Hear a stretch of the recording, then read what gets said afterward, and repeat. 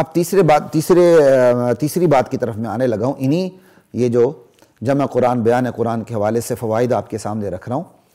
تیسری بات یہاں یہ کہا گیا ثم ان علینا بیانہ، میرے نبی اس قرآن کے مضامین کا بیان بھی ہمارے ذمہ ہے. تو یہ بیان کی کتنی صورتیں بنتی ہیں. منکرین حدیث یہاں بڑی چالاکی کرتے ہیں، وہ بیان کو صرف بیان من القرآن تک محدود کر دیتے ہیں. دیکھیں جی یہاں آیا ہے قرآن کا جو بیان ہے نا، ہم قرآن کے مضامین کی وضاحت آپ کے سامنے کریں گے، یہ ہماری ذمہ داری ہے. تو دیکھیں قرآن کی ایک آیت مجمل ہوتی ہے، اس میں اجمال ہوتا ہے، تو دوسری آیت کے اندر اس کی تفصیل آ جاتی ہے. بس یہ ہے، اگر اتنا ہی مان لیا جائے. ویسے سب سے پہلے یہ سوال ہی آپ کو اختیار کس نے دیا کہ بیان کو بیان من القرآن تک محدود کر دیں؟ بیان تو مطلق آیا ہے. المطلق یجری علی اطلاق، مطلق تو اطلاق پہ جاری ہوتا ہے.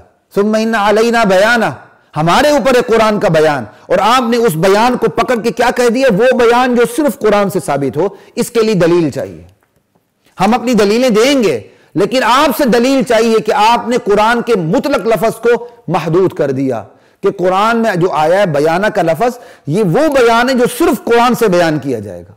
انا للہ و انا الیہ راجعون. انشاءاللہ اس کے تحت آگے منصب رسالت پہ بات ہوگی، تو ہم انہی آیات کے تحت منصب رسالت پر بھی ہم بات کریں گے. ہم اس پر مزید بات کریں گے. یہاں صرف میں بیان کی صورتیں بیان کر رہا ہوں. انشاءاللہ حدیث جب ہم آپ فوائد کے اختتام کی طرف جائیں گے تو ان منصب رسالت پر بھی بات کریں گے. وہاں انہی آیات کے تحت زیادہ وضاحت سے بات ہوگی. اللہ تعالیٰ نے چاہا باذن اللہ بتوفیق اللہ وعونہ.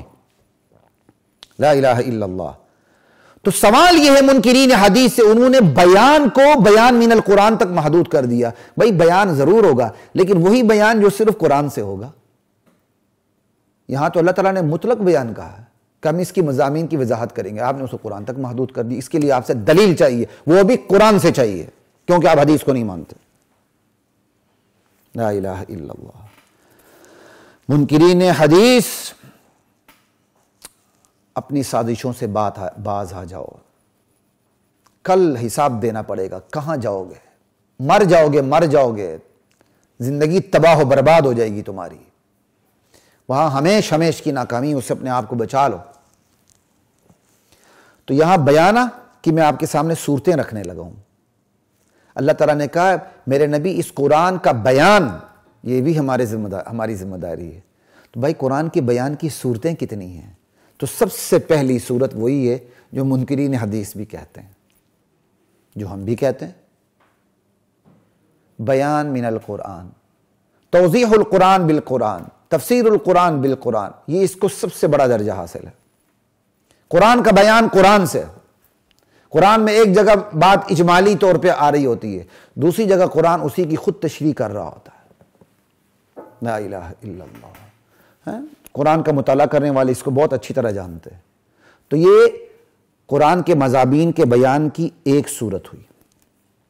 اور دوسری صورت بیان من الحدیث، قرآن کے مضامین کا بیان احادیث رسول سے صلی اللہ علیہ وآلہ وسلم. یہ بیان کی دوسری صورت ہوئی. اور یہ میں نے آپ کے سامنے رکھ دی بات. قرآن نے اقیم الصلاۃ کہا ہے، لیکن قرآن نے آپ کو اس طرح نہیں بتایا کہ ایسے نماز پڑھنی ہے، پھر ایسے کرنا ہے، پھر ایسے کرنا ہے، پھر ایسے کرنا ہے، پھر ایسے کرنا ہے، پھر اٹھنا ہے یا تشہد میں بیٹھنا ہے. یہ ساری چیزیں صلوا کما رأیتمونی اصلی، اللہ کے نبی نے کر کے دکھائی ہیں.